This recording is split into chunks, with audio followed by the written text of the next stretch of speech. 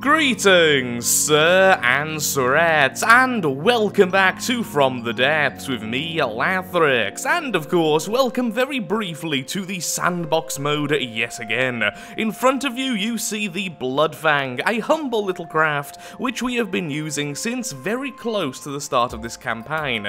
Honestly, it's one of my all-time favourite crafts. It's not all that fantastic in terms of its combat prowess, but I just like how it looks. It looks kind of derpy, it looks kind of silly, it's overly busy, but there's something about it which I just really like. But sadly, along with the Malal's Will, we do now need a replacement. And as such, after a lot of work, here we have the replacement. So this isn't as big as it looks, it's only 18,000 volume, so it's actually a little bit smaller than the Malal's Will. However, it does cost 170,000 resources, and it has full shields. The entire body is completely covered with shields, although they are currently turned off because when there's no enemy present, the engines turn down and the shields simply turn off, thus making it cost a little bit less. It has 3 maximum size cram cannons on the front, it has a 250mm cannon down here, along with some really nasty cruise missiles. It has a 500mm rapid-fire gun on the very bottom, which is slightly bigger than the Malal's Will version, and then on both sides it has 2 250mm cannons, and yes, these are taken from the Malal's Will itself, although they have been changed slightly so they are a little bit smaller and don't fire for quite as long before they go through a 5-second reload phase where the shells get passed to the barrels and then it simply shoots again. In addition to this, we have the anti-missile systems over here. There they are, the missile interceptors, and we have a couple of torpedoes. This took a ridiculous amount of time to build. I'm not sure if I like how it looks. I think it looks a little bit orky, as in orcs from Warhammer or Warhammer 40k, but I do kind of enjoy that. Originally, I was using turrets for the cram cannons, although I found them to be a little bit of a liability, so instead it's all kind of encased in heavy armor in here. And by heavy armor, I just mean layers of regular metal armor. We do have a little bit of heavy armor, which is in the core here, as you can see, and that's just to ensure these two turrets don't detonate each other. After 50 tests of blowing them up, only once did one detonate the other, and I think that was just bad luck of having all the shells currently racked, and then just bad luck where they landed. I did try to use the ammo... what's it called? The ammo ejectors for when the lovely turret simply exploded, but that still caused the same issue. And of course we have a couple of mainframes currently hanging at the back. So yeah, there it is. We also have space at the back. We do also have a vehicle holder, so we can hold another vehicle on the back, such as the Cornflake. It has a couple of repair tentacles, and of course it has a few repair bots, although I was running out of volume. I still don't want to go above 20,000 volume, although 18,000 is sort of my goal, so 18.5, I'm happy enough. And this is just because if we make our ships too big, even if we have only one of them, we sort of force the enemy to only send one enemy at a time, even if they have a much higher force count, which is just a little bit weird. I don't like that. So, yeah, I'll be testing out its firepower in just a second. It's also one of the most stable aircraft I have ever built. This thing just doesn't move when you've turned off its AI. Which is really weird to look at, because right now I keep on thinking that I'm in the build mode and I'm simply holding it there, but it's simply the PID system doing what it does best. Thrusters. Now, in an earlier test, this lovely new creation, which will be named before we get into the campaign, killed a Malal's Will, the newest version, and only lost 2% health. I may have been tweeting about it a little bit too much last night. Either way, we will have the Malal's Will turned off for this demonstration, just so we can just see the guns attack and attack and attack. By no means is this thing invulnerable. It's definitely currently weak against lasers, and I can imagine it being quite weak against any rapid-fire gun, because it just doesn't have enough metal armor. Once again, I have gone for lots of guns, and maybe not enough armor. Weapons only.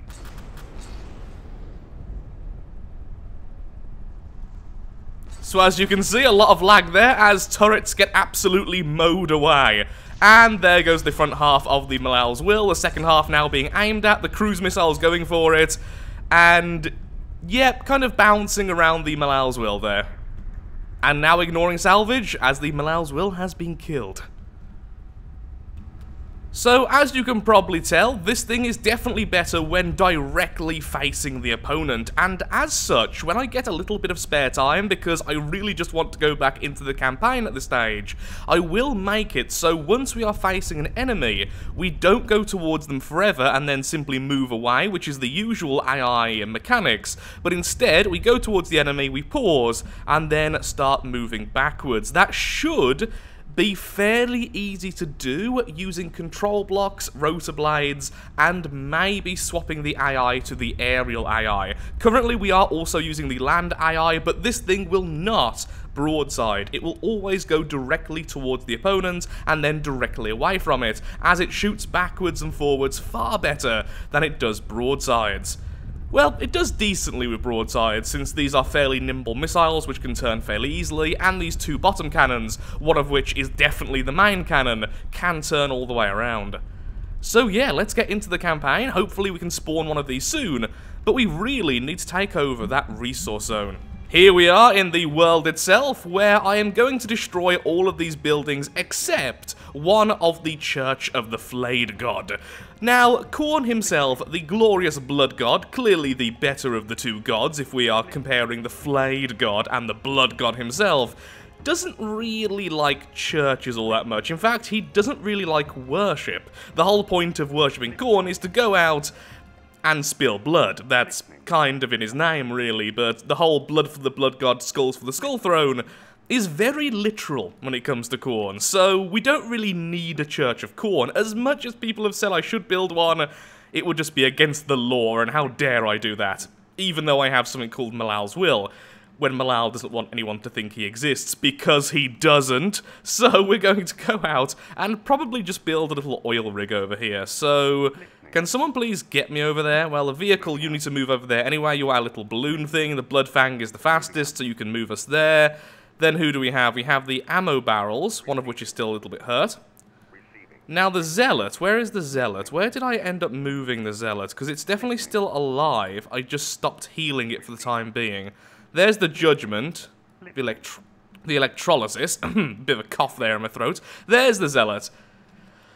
If we sacrifice this, we could instantly get the airship. And that would be cool, because we could send the airship against some of these smaller forces and pinpoint any problems. I haven't done extensive testing with it yet, so I imagine it's still flawed beyond belief. And then, of course, we can always rebuild the Zealot later. At some point, I want the Zealot to actually fight the White Flyers, because ramming vehicle versus ramming vehicle equals a lot of ramming, equals a lot of fun for all the family. So, that sounded weird. So, let's just move the Zealot over here. And I think I will sacrifice it and keep the blueprint and then just simply rebuild it later.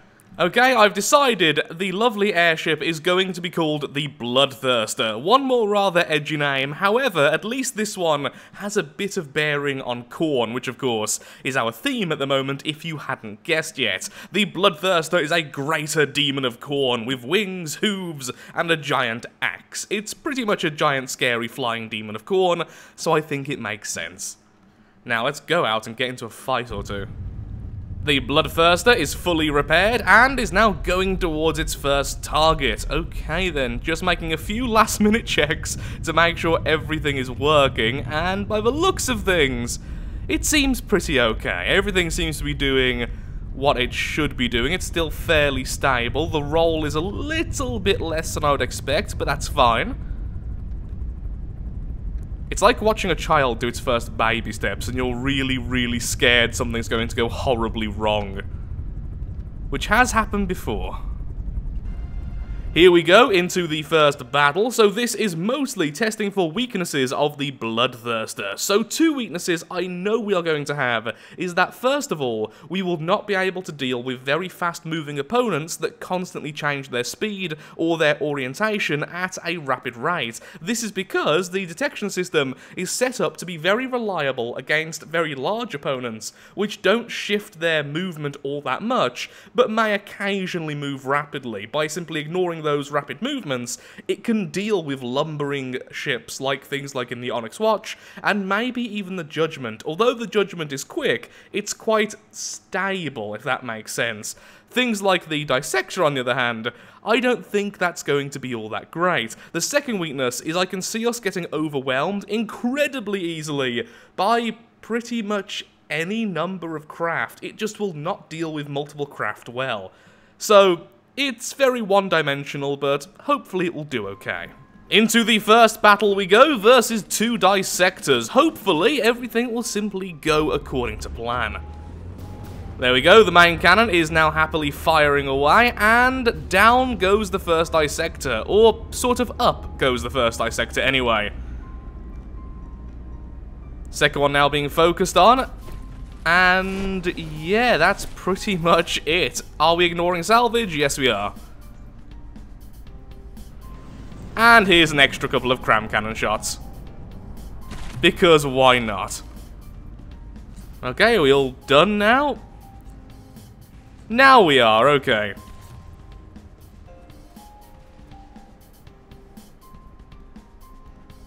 Well done, Bloodthirster. Although, to be honest, this wasn't exactly a fair battle, so let's move over to the next few. I'm really hoping I get to test this out against the Judgment, because that is both terrifying, but also what I've sort of built this for. It's meant to be used against other large ships, with that initial volley being so powerful. I'm hoping we can simply down the ship before it has a chance to do too much damage back to us. I'm still terrified of chain reactions, though, between all of the different turrets. Okay, this time around we have messed around with the detection system, so hopefully it should be a little bit more sensitive to rapid movement. Let's see if that's actually the case now, shall we? Okay, straight away hitting the target. That's slightly better than last time. Swapping targets for reasons unknown, but either way, the aim seems pretty much decent. Once again, hitting the target this time straight away, even though it was moving, and yeah. That's pretty much what I wanted to see. We've taken a little bit of damage from their cannon, but nothing really else. And here comes the next volley. Okay, better. Still not perfect, but better. As it turns around to fire at that one. Why do you keep on doing that? Why are you so fixated on swapping targets? It wants to spread the love evenly. Like a good butter. After looking back at the footage of the last few clips and then going briefly back into the sandbox mode, I really think we need to do something different with these cram cannons.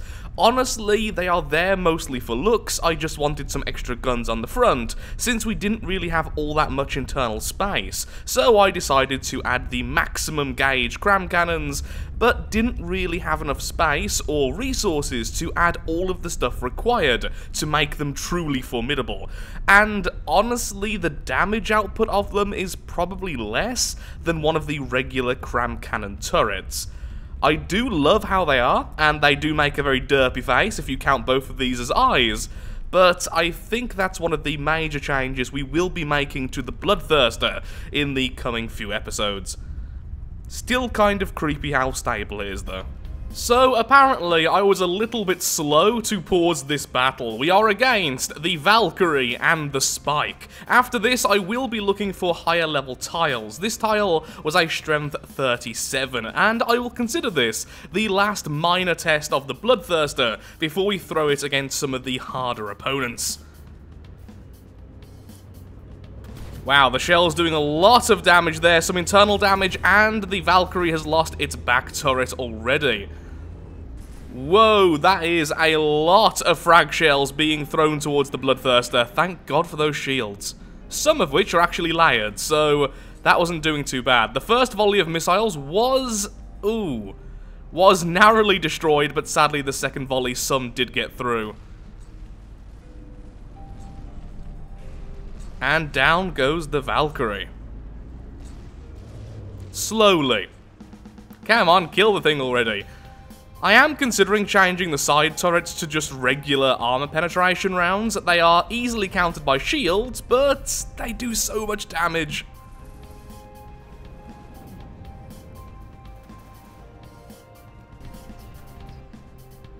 And the spike finally being hit. Yeah, I am definitely seeing flaws with this build. It just can't broadside at all, so if an enemy does get around us, it basically wins. And I am going to turn off you, because we might be able to capture that. And there we are, we have our very own little spike. Excellent. Well, I'm going to repair you and put you on the back of the Bloodthirster.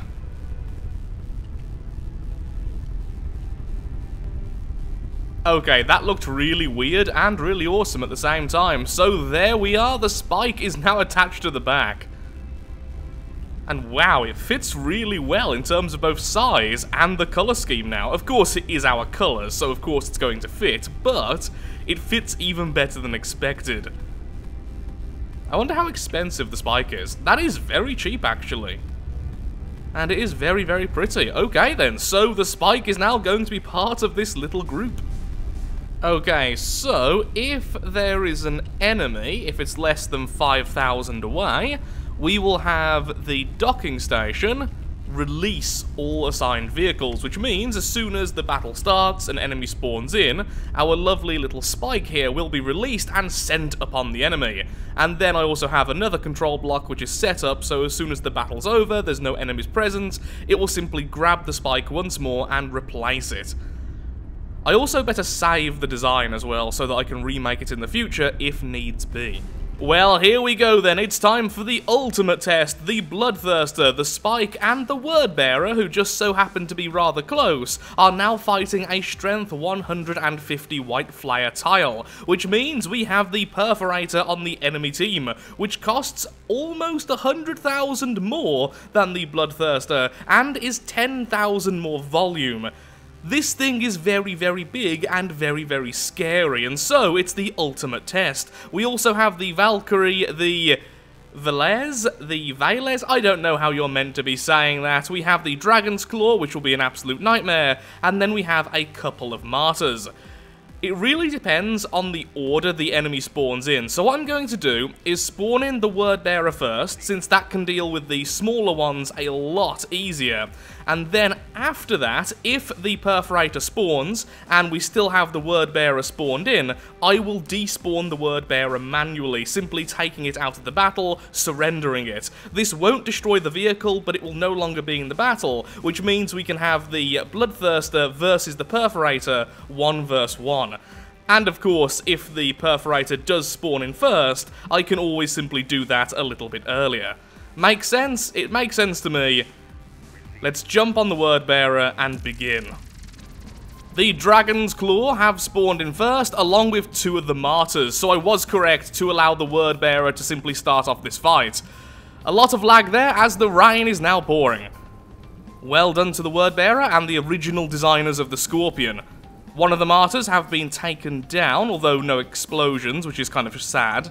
There we go, there's the nuke going off, both nukes going off, and that should be everything except for the main enemy. Correct? No, there are a couple of other things. Okay, we'll just keep the Wordbearer in then until the other enemies have been defeated. Aww. That looks so sad. It's been hung by its own balloons. Okay, lagging out, which means something is spawning in, and uh-oh, Perforator. Okay, that's not what I wanted. Though, let's have a quick look at the Perforator. Oh my lord. Oh my god, advanced cannons everywhere. Okay then, so, how do we do this? I haven't done this in the past, so withdraw these forces from the fight. Now the Bloodthirster should spawn in. Correct.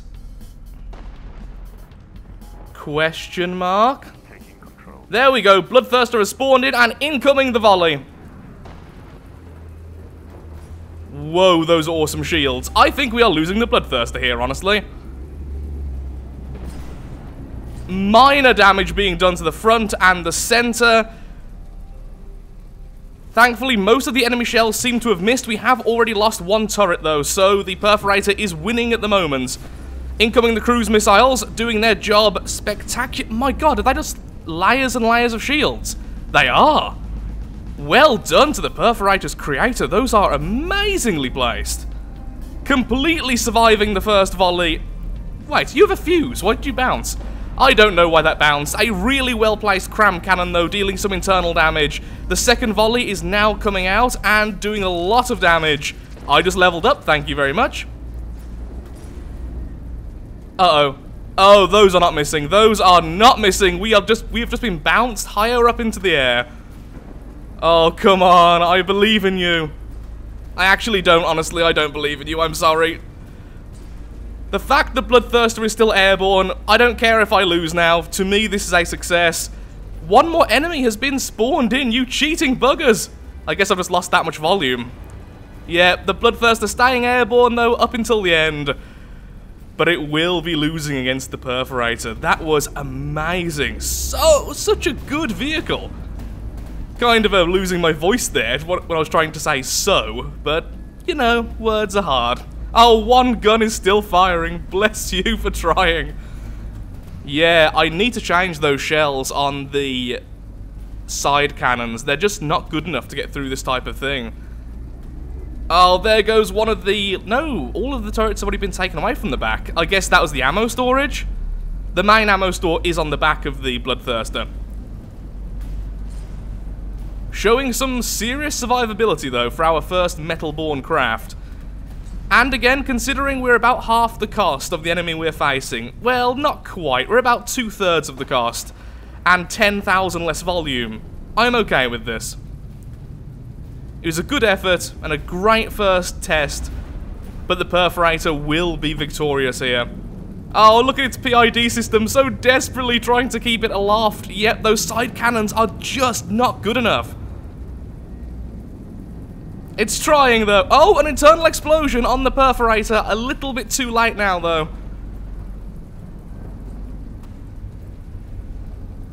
The lag is real. I can't wait until the engine upgrade is on the public release. On the, what's it called? The stable release. Oh, finally one of the melee vehicles ramming our craft. Well done. Health below 80% and sinking. Bloodthirster, you know what? You didn't win. But you made me really proud, buddy. And don't worry, demons always come back. You're just knocked out for a while, that's all. I love fights like this when it's so close. And again, a lot of admiration for the designer of the Perforator. That is definitely one of the best ships I've ever seen. Really, really awesome. Wait, where did the spike go anyway? Has the spike not spawned in yet? Oh, now it has. Go on, Spike. I believe in you. Avenge your master. This is not going to go well. The missile volley wasn't even in range. Oh, Spike, you're dodging the shots, though, like an absolute champ, I've got to say. Oh, never mind. There goes half of you. You've lost half your weapons already. You are really dodging those, though. You're going full on Matrix mode. Whee!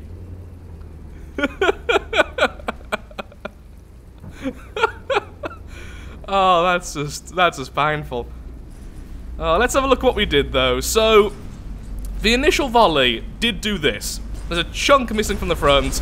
There's a chunk missing in the center there and near the back.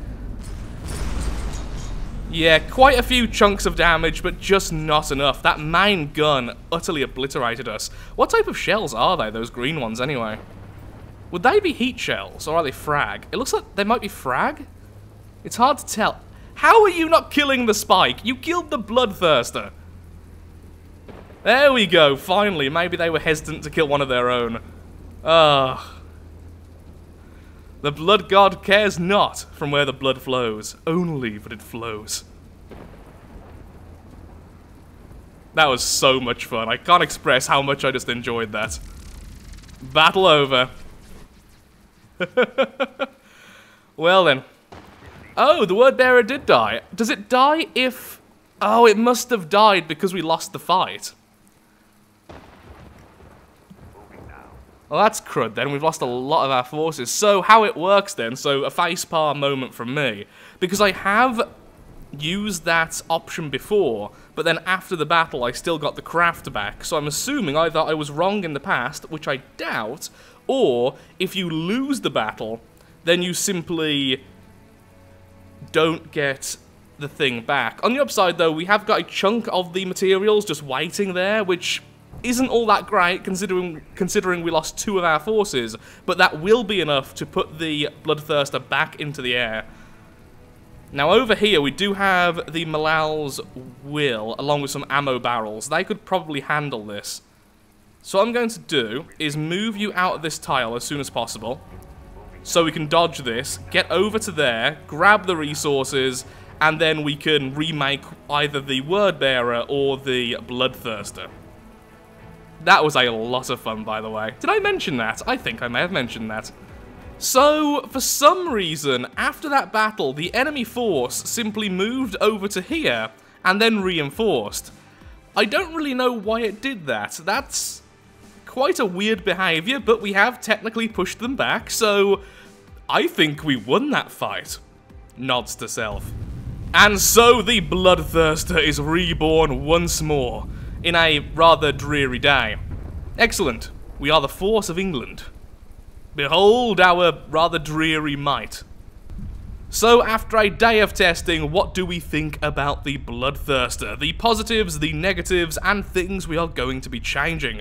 So, first of all, let's talk about the negatives. The cram cannons are next to worthless. I love the look of them, I like them being there, they are remarkably cheap and very, very heavily armoured. But they are next to useless, so I am considering simply ripping them out, adding a couple of small advanced cannons, maybe flat cannons to deal with the faster opponents, or we could go down the route of swarm missiles, or something else, just to give us a little bit more damage against faster opponents, but also a more sustained amount of damage, since all of the other weapons are all about the burst. The weapon I replace the cram cannons with, I would like to be a little bit more sustainable, a constant source of damage. The second negative is the advanced cannons. They just aren't living up to their potential, and I think that is mostly down to simply the shell type. So I will be testing out different shells, and most likely we won't be using the pure high explosives with a regular shell tip in the next episode. They definitely get the job done, they're okay. They could be substantially better though, especially since the Malal's Will's version of these cannons, which are actually slightly smaller, seem to do better, and they don't use the same shell type. There are, of course, a list of minor negatives, but honestly, I can live with most of them, although I do need somewhere to sit for my character. I don't want to end up getting killed. Thankfully, that hasn't really happened. I currently have a chair right in the middle here, but any decent shot to this section and my character dies, so that needs to be addressed at some point. I also am not too happy with the turning speed of the craft, but once again, I can live with it. It does actually make it feel a little bit heavier, which I actually like quite a lot, but it's not very good considering most of our firepower we have to be facing the opponent. Turning slowly, not really the best thing. So then, the positives. Surprisingly, something which I thought would be a negative actually turns out to be its greatest strength.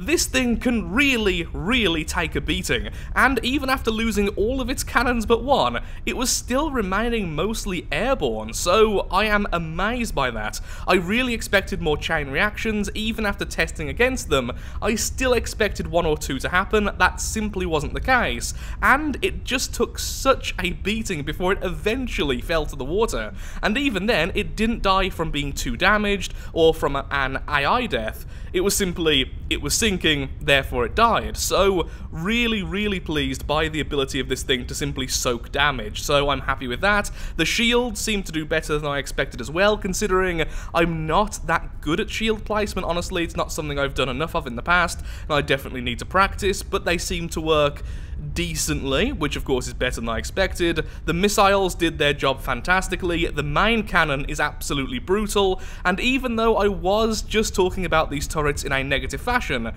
they still did the job really well. So in terms of their placement, I was worried about them, but they did their job perfectly, and I think once the shells have been changed, that will work as well. So overall, I'm happy enough with this, I really am. It did better than expected, although in some ways it did fail. I will be trying to make it better. I think I'm just so obsessed with this because of the amount of hours that's actually gone into this craft. Definitely the most hours of any craft in this campaign so far by a long shot. Of course, I'm referring to my own craft there and my personal time building them. I've seen some hours and some logs of some of the campaign designs, and it's almost scary how long some of the designs have been in development, and it does really show the looks of them, the power level, and honestly just how intricate they are. It makes this seem like a flying chunk of metal. I mean, it is a giant flying chunk of metal, but you get the idea. So with that, I'm afraid I am all out of time for today's episode. If you have enjoyed, then of course, likes, favourites, shares, comments, all that good stuff helps out me, helps out the channel, and most importantly, shows that From the Depths is a series you wish to see continued in the future. In the next episode, I promise I will build something on this resource zone, and we will expand in this direction. That was the main goal of today's episode, but then I started shooting things. And shooting things is really fun. So thank you so much for watching, and goodbye.